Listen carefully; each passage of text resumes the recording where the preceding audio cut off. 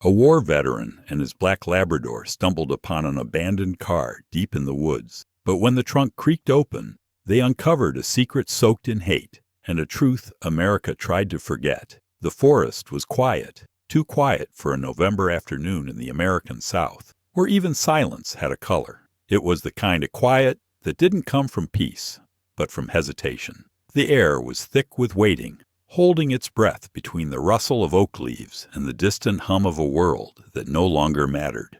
Ethan Cole moved through the forest with a slow, practiced rhythm, his boots pressing into the soft loam that smelled of pine, earth, and rain. Every step carried the weight of a man who had spent years walking through lands where each sound was a question and every shadow was a decision. His dog, a black Labrador named Shadow, trotted slightly ahead, his nose brushing the wind, tail low but steady. Ethan trusted that animal more than he trusted his own heart. There had been a time when his instincts were sharp, clean, almost mechanical. But war had a way of dulling and sharpening a man all at once, grinding him down till all that was left was vigilance and guilt. Shadow had been his only constant since the day he came home from Iraq. The dog had waited outside hospitals, slept on motel floors, and followed him into the kind of silences people didn't survive without company. Today, the forest was supposed to be therapy, a ritual of walking, breathing, counting steps until his mind could rest. But the deeper he went, the more the calm felt manufactured. Even the birds were absent, as if they had taken their songs elsewhere. The quiet pressed against him, made him alert. His eyes scanned tree lines, his mind unconsciously calculating distance and cover. The same old soldier's code: observe, adapt, react. Shadow stopped near a hollow that dipped gently between two cypress roots, his body rigid, tail frozen. Ethan crouched, one hand on the dog's shoulder, and felt the tremor running through the muscle. The animal's ears turned toward something unseen. That was when Ethan felt it too, the weight of attention. The woods had eyes. He straightened slowly, his breath visible in the cooling air. The afternoon light was already thinning into the color of tarnished brass, filtering through the skeletal trees. Then he saw it, something metallic glinting faintly through the weave of vines and moss. He stepped forward, every nerve remembering how to move in silence. The air changed temperature as he neared it, colder, like the world had been holding this pocket of time apart from everything else. A car sat half buried in the undergrowth, its silver skin dulled to gray, its windows fogged by dust and age. Leaves had collected across its hood like a burial shroud. It didn't belong here. No trail led to it. The forest had tried to swallow it, but not enough to erase the memory of motion. Ethan circled slowly, scanning for signs, tire tracks, footprints, anything that explained why someone had driven this deep into nowhere and left without returning. The smell hit him next: rust, gasoline, and something faintly organic, something that whispered of human absence but refused to confirm it. He felt his stomach tighten, not in fear, but in recognition. He had known this smell before, in another place, under another sun, where metal and blood had mingled and men had called it aftermath. He reached out, fingers brushing the cold surface of the car. The metal felt too clean under the layer of grime, as if it had been touched recently. The driver's door was closed, the handle slick with moisture. He looked inside. The seats were sunken, cracked by time, but the interior was strangely intact. A child's toy truck rested on the dashboard, faded blue plastic against the muted gray of decay. The sight made something shift inside him. He thought of all the things people leave behind when they run, from guilt, from danger, from themselves. Shadow paced around the car, nose low, circling it twice before stopping near the rear bumper. The dog growled softly, a low, uncertain sound that trembled on the edge between warning and confusion. Ethan followed his gaze to the trunk. He stepped closer, kneeling beside it, his reflection faint in the rusted chrome. He could almost hear the ticking echo of his own heart, steady, patient, like a metronome waiting for something to break rhythm.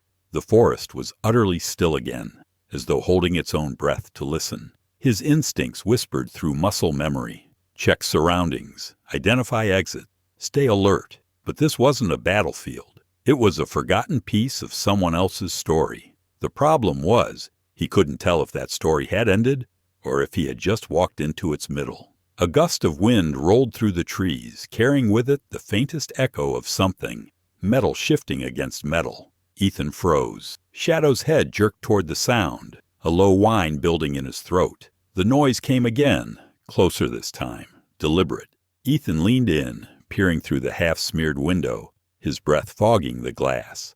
Nothing moved inside. He stepped back, the crunch of leaves beneath his boots louder than he intended. He exhaled, tried to convince himself it was just the forest settling, nature reclaiming its space. But even the wind sounded staged now, like a breath held too long. Shadow's tail went rigid. His body stiffened, shoulders locked in perfect stillness. Ethan followed his gaze. The car remained motionless, the world waiting. Then, with a slow, reluctant groan that cut through the silence like a confession, the driver's door creaked open on its own. No one abandons a car this deep into the forest unless they had a reason to disappear. The thought followed Ethan like an echo as he stood before the silver 2009 Chevrolet Malibu, its shape half swallowed by time and wild growth. The car sat tilted, in a cradle of roots, its once sleek body dulled by years of rain and dust. Windows streaked with amber stains of age. It should have looked dead, but it didn't. There was something too deliberate about its placement, like it had been hidden, not lost. He took a slow breath and crouched beside the driver's door. The registration tag on the license plate had faded into near illegibility, but the number 21 was still visible. The year the world had felt off balance, the year he'd tried to rebuild his mind in this very county. 2 years. 2 years since someone had driven this car down a path no GPS could name and left it for the forest to claim. The windshield bore a fracture that looked like a lightning scar across its surface, spidering into thin white veins. Pollen covered the dashboard, a fine yellow film that whispered of long neglect. Through the dusty window, a small toy truck lay lodged beneath the passenger seat. Bright blue plastic turned pale by the sun. Shadow circled the car, nose pressed low to the ground, tail flicking once for every new scent. Ethan followed, scanning the forest floor the way a soldier scans a street before crossing. Mud clung to the tires, still soft at the edges, suggesting movement more recent than the decay implied. His eyes found faint tire impressions leading off the narrow dirt trail before dissolving into moss. He knelt and traced the outline of a boot print, adult size, heavy sole, worn tread. Whoever had been here didn't walk lightly. A familiar tension coiled inside him, the pulse of duty, that invisible tether to a life he had tried to outgrow but couldn't sever. It was the old rhythm of responsibility, the habit of stepping toward danger instead of away from it. He hadn't felt that in years, not since he turned in his service pistol and tried to trade uniform for anonymity. But now, the forest had shifted back into command mode, his surroundings once again a grid of strategy and threat. Shadow stopped by the rear passenger door, nostrils flaring, his body stilled, head tilting slightly as he inhaled. Ethan opened the door slowly, the hinge groaning in protest. The air that escaped was cold, even in the weak November warmth. Inside, the smell was a mixture of damp fabric, gasoline, and something faintly organic, like earth disturbed too recently. The upholstery was mottled with discoloration, but one mark on the back seat drew his focus. It was dark, small, and circular, embedded deep into the cloth, a brown stain that looked older than the rest. Ethan stared at it without moving. He didn't need to name it to know what it resembled. His body remembered what his mind didn't want to. He straightened and scanned the clearing. There were no fresh disturbances, no signs of a struggle, but the air was too still, too composed. His training whispered through the quiet. Secure, scan, report. But there was no radio to call in, no platoon to cover him, no command waiting for his coordinates. There was only the forest, vast and unconcerned, and the sense that whatever had happened here wasn't finished. He stepped around the car again and froze when he noticed the sticker on the bumper. Its edges had curled from rain and time, but the message was still clear. Equality for all. The words were sun-bleached and cracked, yet stubbornly present. Ethan's mind flickered to memories of protests he had seen back home. marches filled with people shouting for justice, while others stood in opposition, waving different flags. He remembered how divided the small Georgia town had felt, how easily decency had fractured into hate. He'd left to fight another country's war, only to realize the deeper one waited for him here. Shadow let out a low whine, drawing him back. The dog had shifted his focus toward the trunk, tail straight as a rod, body quivering with a tension that Ethan could feel through the air. The veteran stepped closer, fingertips brushing the cold metal edge. The surface bore scratches, thin, jagged lines that ran across the paint in erratic directions. He followed them with his eyes until they converged near the keyhole, like something, or someone, had clawed at it. He stood completely still. The forest, moments ago indifferent, seemed to lean closer now, its silence deepening into intent. The sound of his own breathing felt misplaced, too loud. He looked around once more. No movement, no sound, only the shifting of distant branches. The dog's ears flattened. The moment stretched thin, like film burning under heat. Ethan's thoughts scattered through every possibility. A hit and run? A dumped vehicle from some forgotten crime? Or something quieter, something rooted in the racial tensions he'd seen simmer across this part of the South for years? The sticker, the stain, the silence. It all hinted at something buried, not just physically, but morally. Someone had wanted this car to vanish. He reached for the trunk handle out of reflex, but the motion died midway. The metal was cold enough to sting. He stared at his reflection in the chrome, faint and fractured by dirt. His heart began to hammer, not from fear, but from recognition. He'd seen this type of scene before, overseas, something left behind, waiting for someone foolish or curious enough to investigate. His instinct told him to walk away. His conscience wouldn't let him. He exhaled and stepped back. Shadow stayed fixed on the trunk, every muscle trembling with the effort of restraint. Ethan swallowed hard and looked once more toward the canopy, where sunlight strained to reach the ground. The forest was still, too still. Then, in that fragile quiet, the metallic sound came again. A slow, heavy click, deliberate and undeniable. The trunk latch moved by itself, releasing with a low sigh that cut through the silence. The lid began to lift, inch by inch, as though something on the other side had been waiting for permission to breathe. The smell hit him before the truth did. Rot, gasoline, and the faint perfume of fear.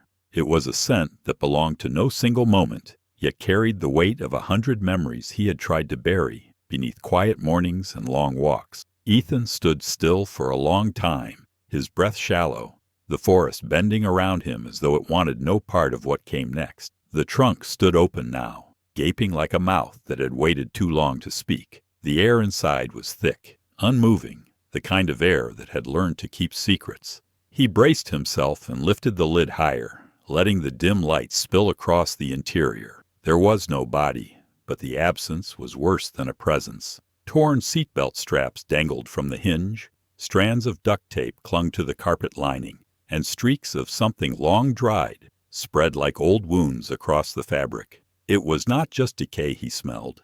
It was the echo of something human that had been here, terrified and desperate. The forest had tried to reclaim the evidence, but it couldn't erase the intent that had been left behind. A plastic grocery bag lay crumpled in one corner, its contents spilled as if someone had searched it in haste.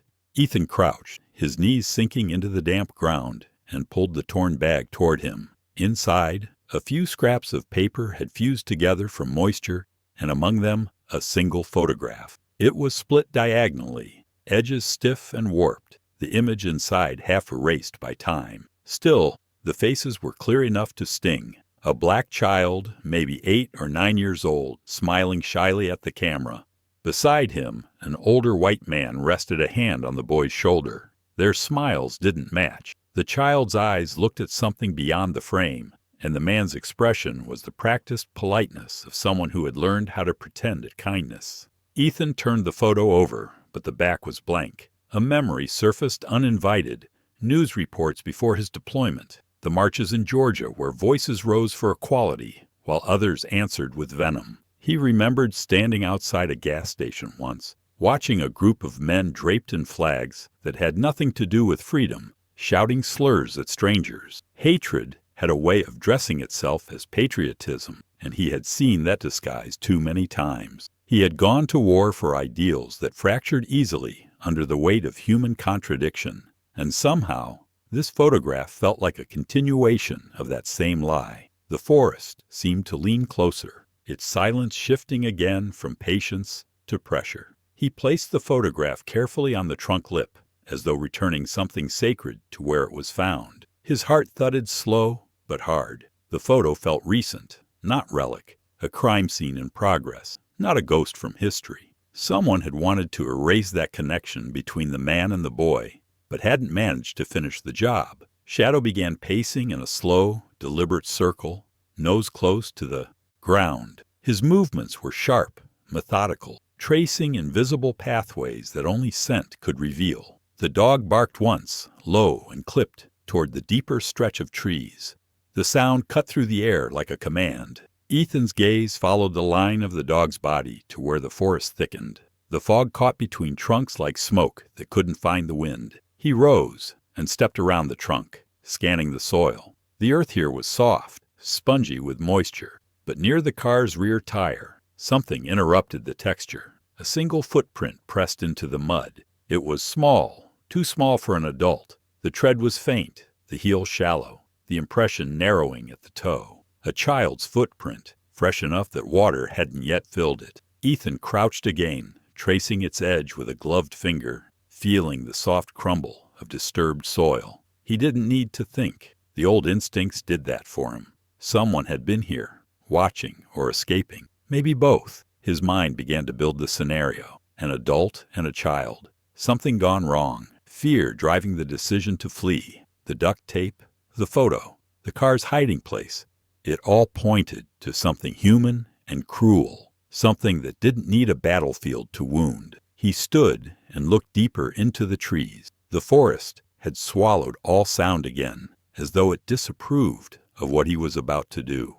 But his conscience left him no choice. He called softly for Shadow, and the dog returned to his side, alert, ears high. Together, they stepped past the car, leaving the evidence of pain behind and following the faint trail of what remained. The fog thickened as they moved. Every step felt like crossing a boundary between the known and the forbidden.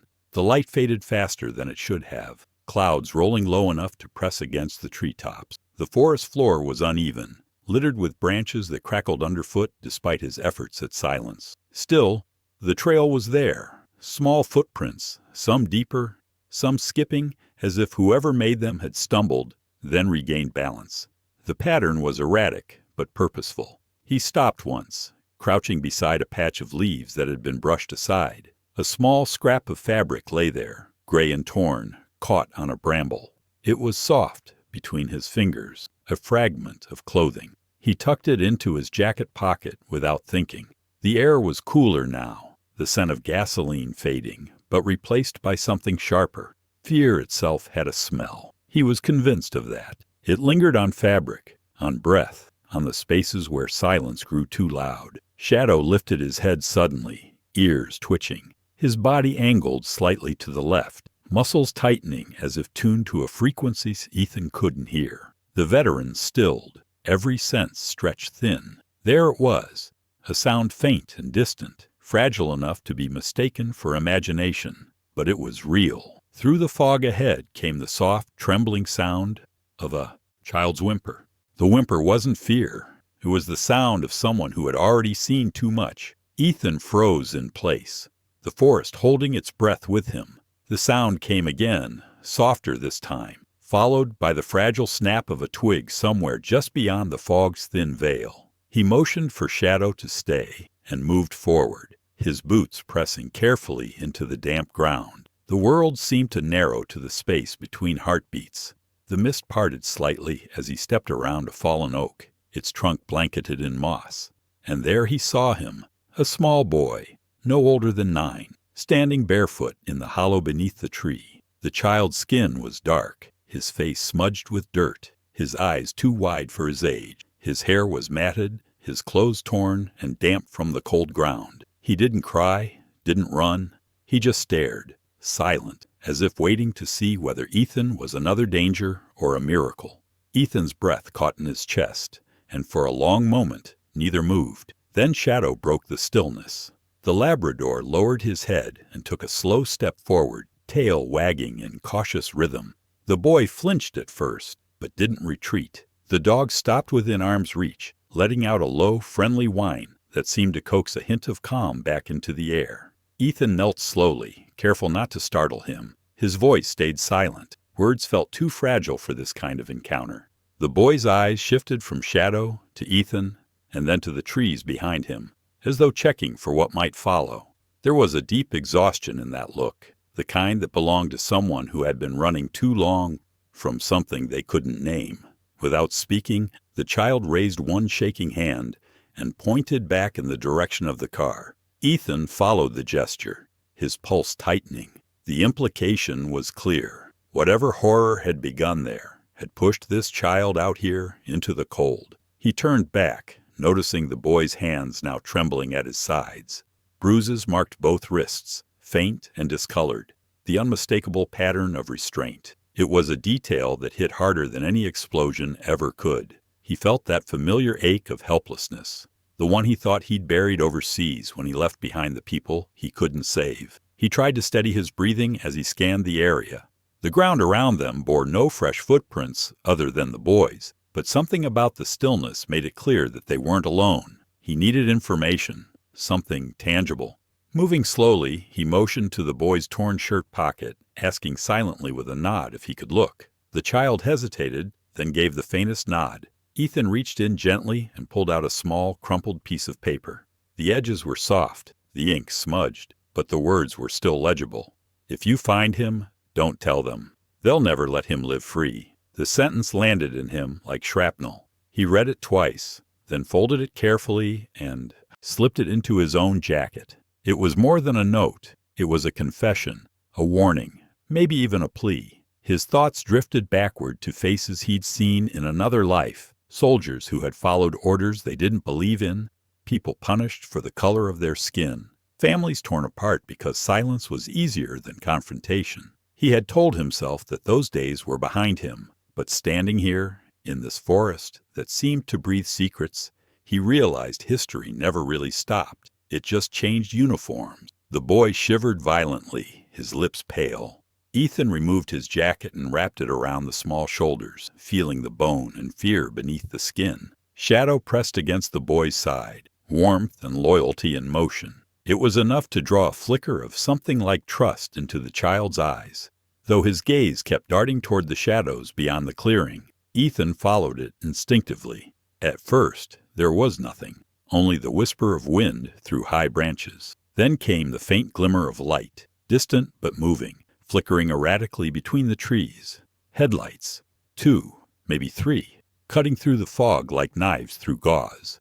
The boy's breath hitched sharply, his hands clenching at the edge of the jacket. The light wavered closer, bouncing over the uneven terrain, and with it came the distant hum of an engine winding down. Someone was coming, and they weren't lost.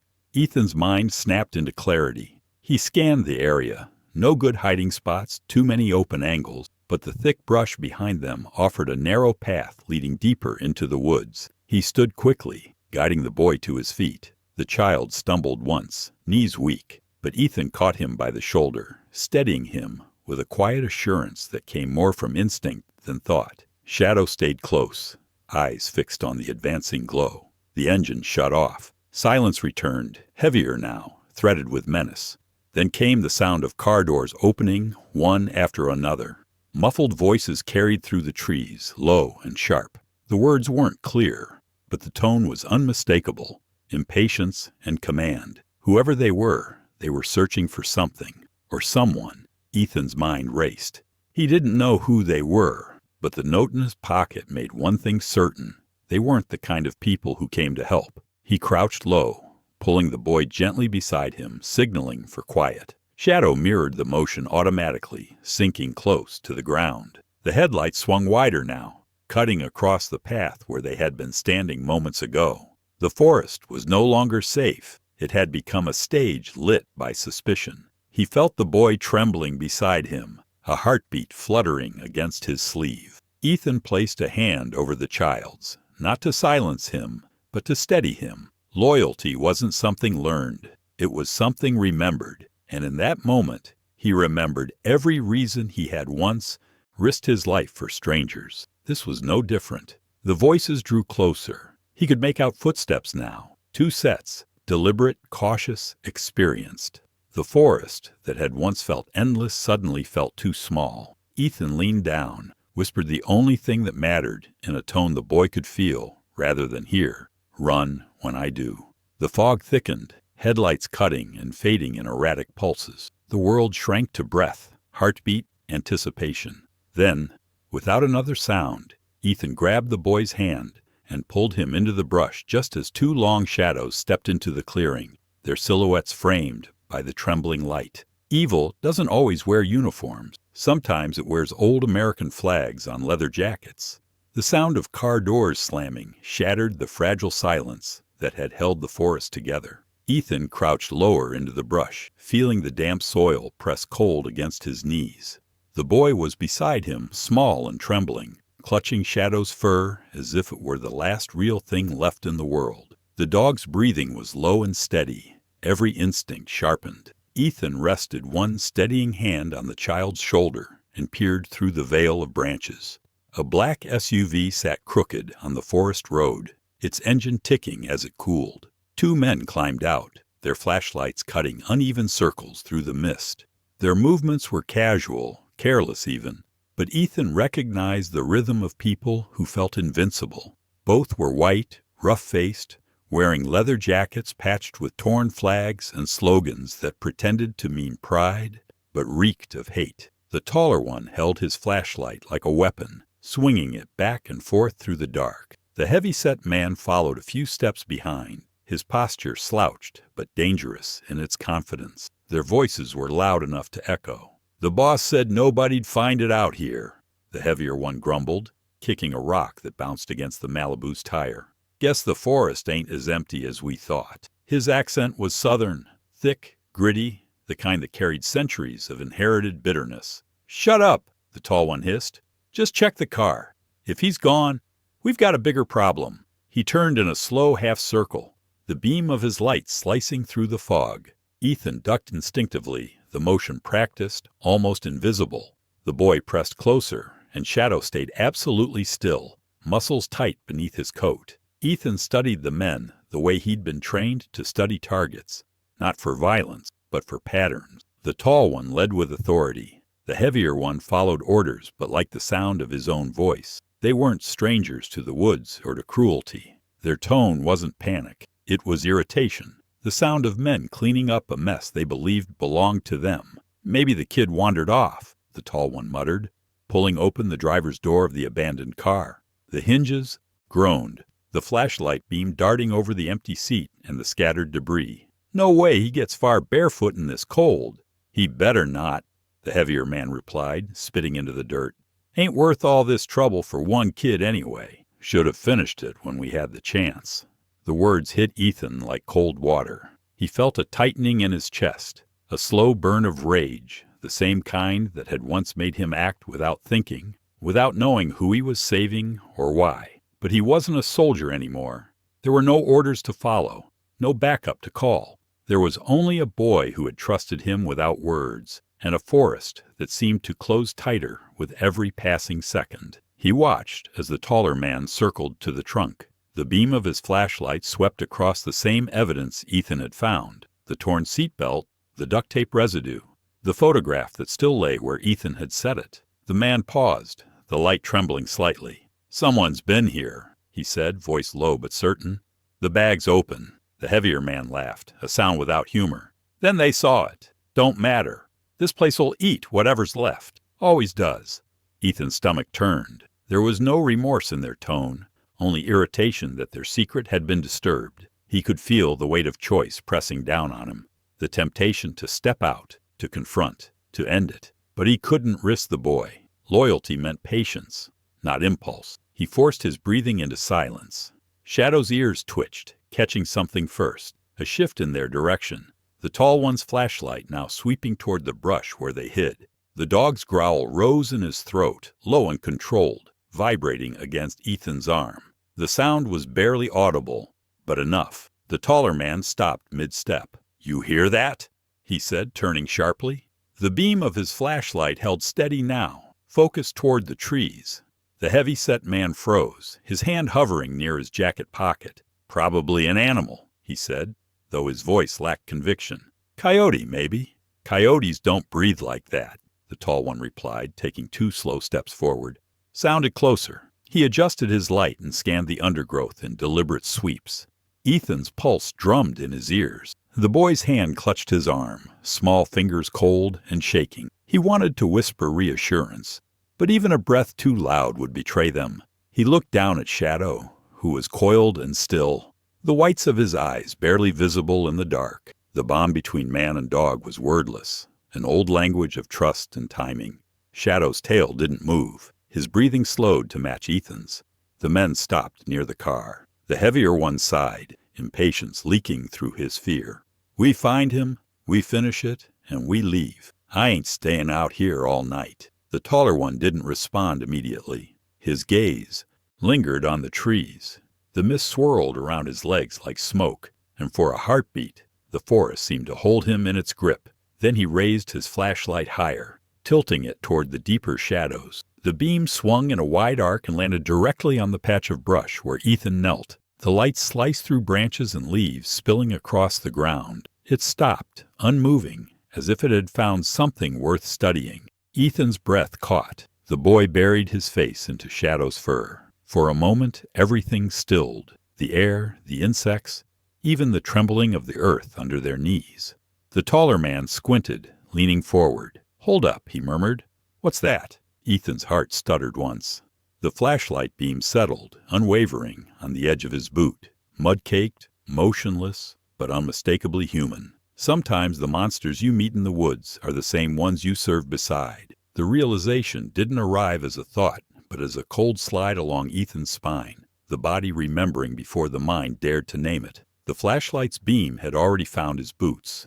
Instinct did the rest. He moved without noise, gathering the boy close, hand steady at a small shoulder, guiding him through a seam in the brush where the earth dipped and the ferns rose like a green curtain. Shadow pivoted on cue, loosing a sharp volley of barks that ricocheted through the trees, then darting sideways to stir sound where there was no body. Confusion bloomed behind them, commands tangled with curses. The forest answered with the dry percussion of branches knocked by careless feet and the hollow thud of a flashlight smacking bark. Ethan kept them low and moving, choosing ground that swallowed footsteps, weaving the boy through corridors of saplings where adult frames would snag. The air cooled as they slipped farther from the road, the fog laying a damp hand across hair and skin. Every detail arranged itself into a map. The tilt of a fallen log, the scalloped edge of a stump gnawed by beetles, the faint sheen of water pooled in a hoofprint. He read it all,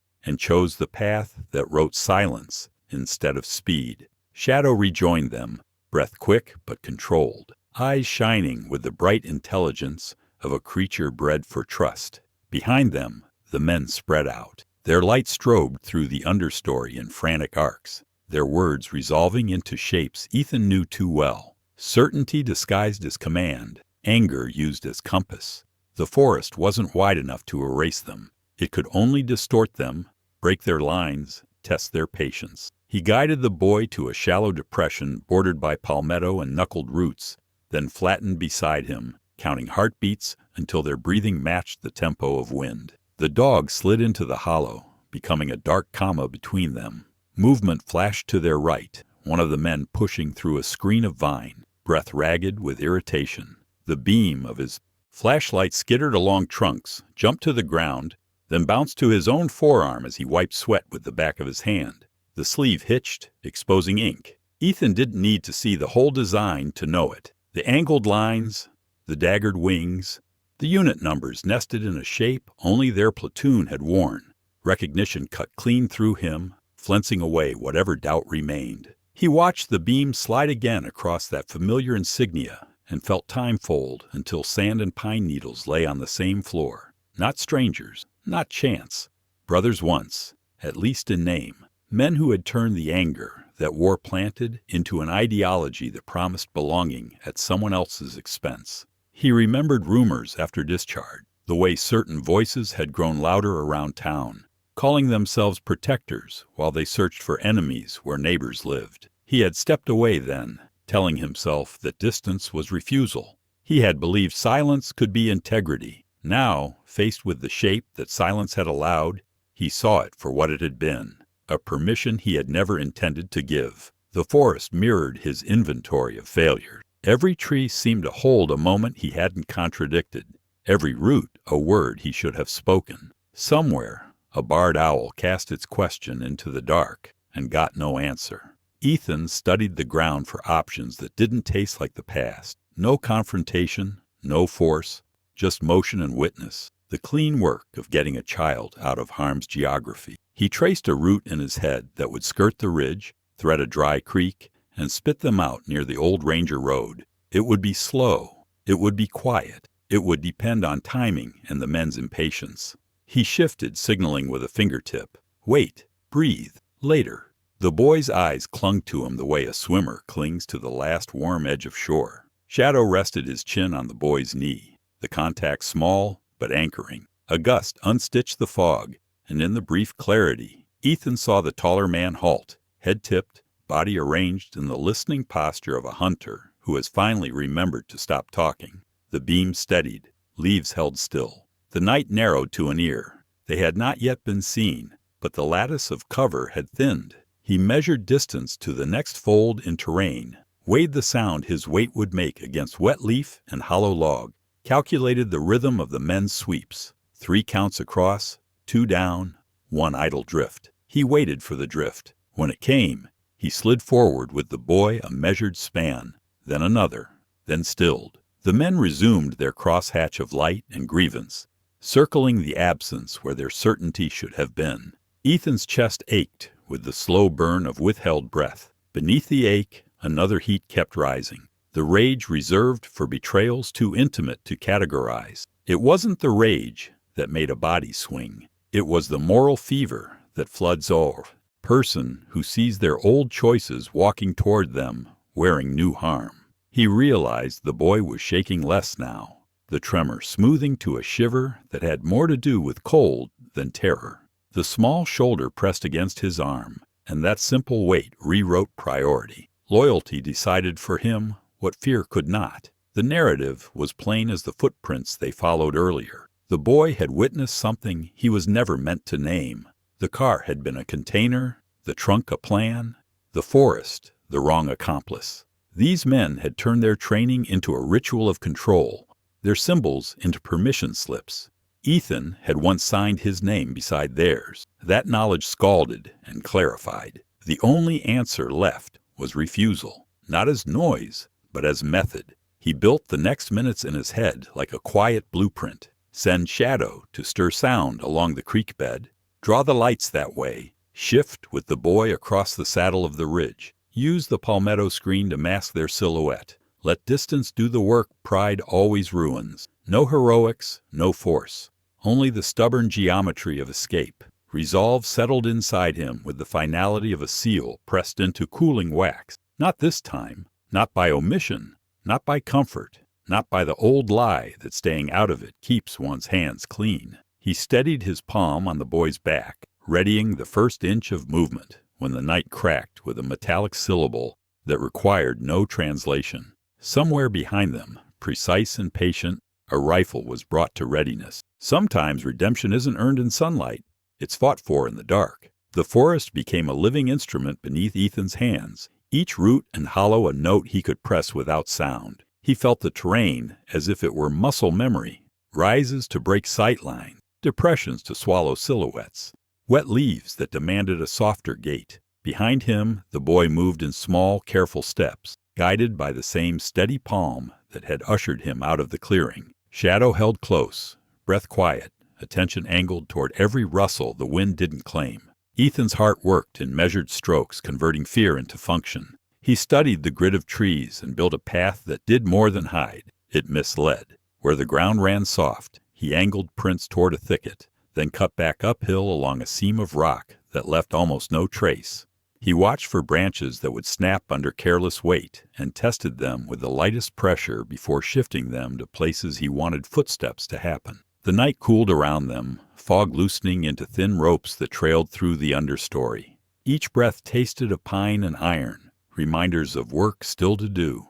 Distractions came first. He lifted a dry stick and tucked it beneath a sagging limb so that a brush of air would crack it in the wrong direction. He palmed 2 small stones and sent them skipping into a creek bed with a flick that landed noise among water-slick pebbles. Where the path narrowed, he brushed his sleeve against bark to leave scent where he wanted attention, then crossed downwind to erase the truth.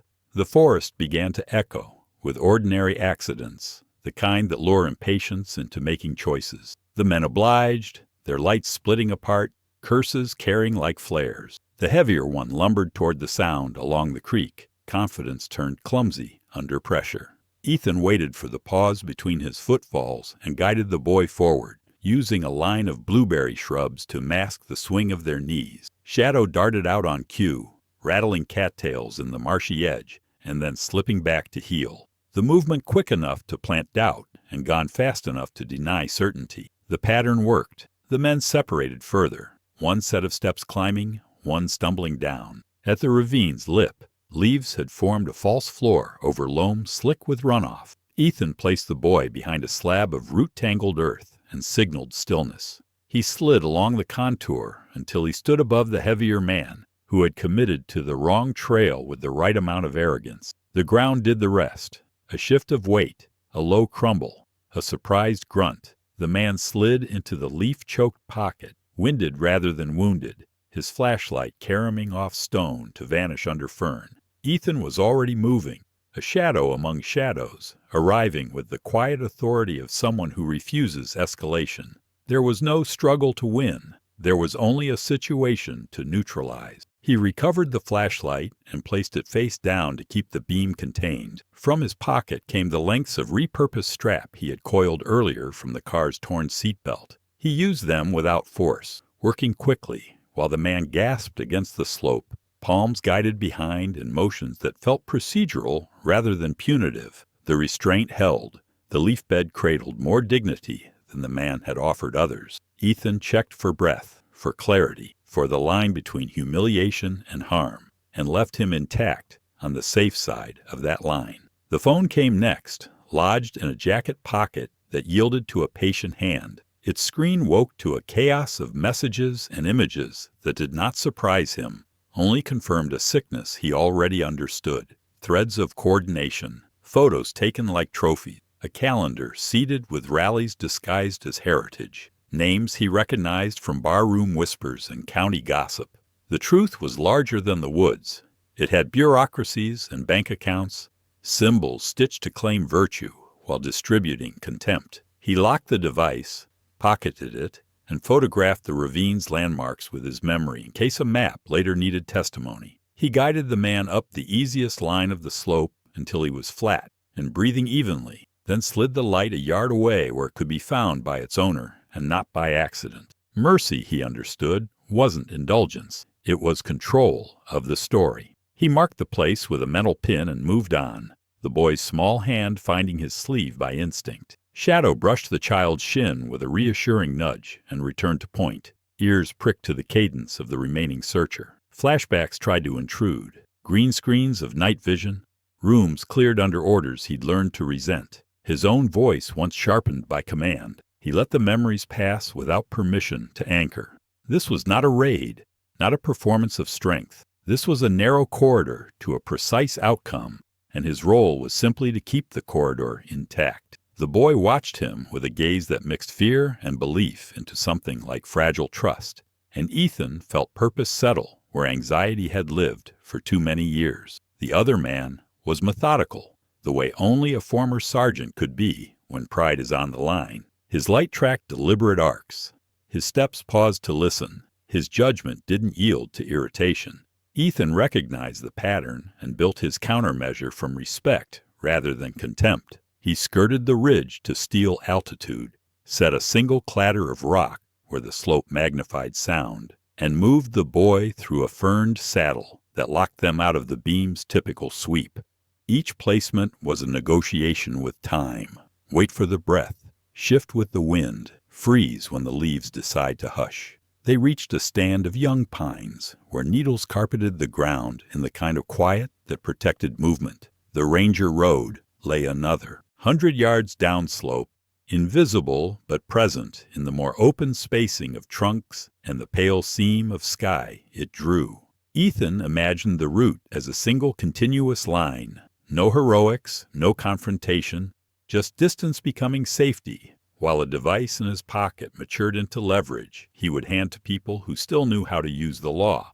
The boy steadied beside him, shadow pressing flank to calf, as if stitching courage directly into muscle. For a moment the forest felt almost merciful, the night loosening its grip enough to allow the future to walk forward. Then a hard sound split the air, clean, metallic, final. A shot, not aimed at flesh, but loud enough to strike bone with its echo. Shadow flinched and yelped, not from pain, but from shock. The sound bright and small against the immensity of the trees, and the echo carried the certainty that the past had closed the distance.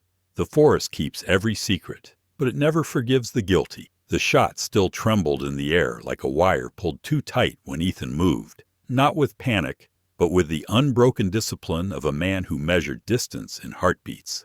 The sound had cracked the night open, and from that fracture rose a single, necessary direction. He cut across the slope where the ground held old water and recent leaves, guiding the boy with a firm hand, while Shadow's startled yelp faded into a thin, pained hush. The earth seemed to tilt toward the source, every root pointing the way, every fern bending as if to clear a path for consequence.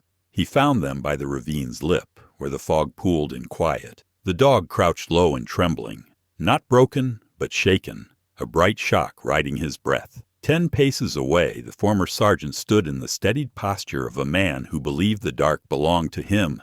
The weapon hung in his hands like a claim, the barrel tilted in a line that hoped to become a verdict. The boy froze, then folded against a cedar trunk, his small frame absorbing the bark's cold until he nearly disappeared into it. Shadow raised his head, searching Ethan's face, as if for a command he already knew by heart. What followed held the stillness of rooms where decisions have already been made. No threats were traded, no names resurrected from the dust. The silence itself did the talking. The sergeant's expression carried an old certainty, the kind that mistook lineage for permission. It was a look Ethan recognized from parades and parking lots, from arguments that called themselves tradition. The accusation in that gaze did not need sound. Traitor to blood, to bond, to a fiction they had been handed and told to honor. Ethan did not move toward the weapon. He moved toward the boy, placing himself as hinge, as shield, as the single point upon which the forest narrative could turn without shattering. The clarity in him was spare and absolute. He was not here to win, not here to punish, not here to prove a theory about good men in bad times. He was here to end a line of harm and to start another line that led away from it. His voice, when it finally threaded the cold, was nearly inaudible, a private inventory spoken for his own keeping. Choices, he reminded himself. One choice carried like weight for years. Another choice, if clean, could carry like light. The standoff was a geography more than a moment. 2 figures balanced on the edge of a country they had both helped to construct without knowing where it ended. The forest recorded the scene with its usual precision.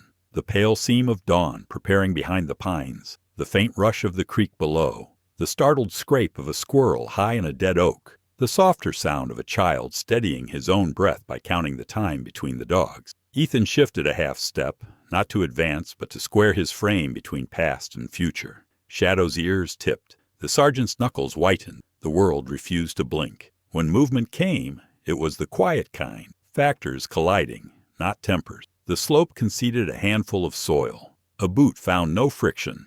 A hand reached out, not to strike but to steady. The weapon dipped, then swung off its argument as weight redistributed across treacherous ground. There was a low, compressed sound, like breath exiting a stone. The dog scrambled backward. The boy's fingers curled in the cedar's bark. Ethan's shoulder twisted as he anchored himself to what remained solid. Then the ravine accepted what pride would not, and the night closed over the sudden geometry of bodies and gravity with a hush that did not feel like peace. After, nothing demanded spectacle. The sergeant lay where the earth had chosen to stop him, his certainty suddenly a private thing, the weapon cooling beside him like a discarded emblem. Ethan did not approach. He knelt with the boy and the dog in the thinnest light, one hand on fur, the other steady against a small back. He checked shadow with the calm of ritual. No tearing, only a welt where sound had struck harder than metal, a shock that would fade beneath the heat of loyalty. He pressed the dog gently to the ground until the trembling eased and the eyes lost their glassy question. The hours that followed unfolded with the morality of weather, inevitable, indifferent, clarifying. Dawn arrived in a blue that softened the edges of everything it touched. The forest gave back a road where none had been visible, a pale ribbon through loblolly and gum. Ethan guided boy and dog toward that seam, keeping to cover where habit insisted and to open ground where honesty did. The phone riding in his pocket had already become a map with names and dates, a ledger of intent people like to deny in daylight. Each step toward the road felt less like escape and more like record-keeping. The boy walked with a new steadiness, the jacket swallowing his narrow shoulders, the dog brushing his leg with a reliability that made language unnecessary. Ethan placed them at the road's mouth and composed the remainder of his obligations in an order that finally made sense. Deliver the living to where the law could reach them. Deliver the evidence to where the truth could survive. Deliver himself to the forest ledger, which kept accounts longer than people did. He touched the boy's shoulder once, a small vow pressed into fabric and skin, then turned back the way they had come, following his own prints into the quiet they had disturbed. By mid-morning, rangers and deputies had the scene, their radios stitching the woods with a bureaucratic hum that sounded, for once, like order instead of noise. They found Ethan near the ravine shoulder, body arranged by gravity and resolve, face softened into an expression that looked suspiciously like relief. The weapon lay where the night had placed it. The phone gave up its archive with the passcode a man uses when he finally wants to be known. What leaked next belonged to headlines and hearings, a coordinated ring draped in borrowed patriotism, a string of assaults and threats and photographs taken like trophies, a network that had believed itself invisible because it mostly moved in daylight, wearing smiles. Cameras called it a veteran's tragedy, a county scandal, a national conversation. None of those phrases reached the private perimeter where a child slept for the first time without counting windows and where a black dog lay with his head on a small pair of shoes, guarding not out of fear, but out of ordinary love. The story the forest preferred was simpler. A man had stepped into the space between harm and its intention, not to become a myth, but to balance a scale he had once watched tilt the wrong way. Racism did not end that morning.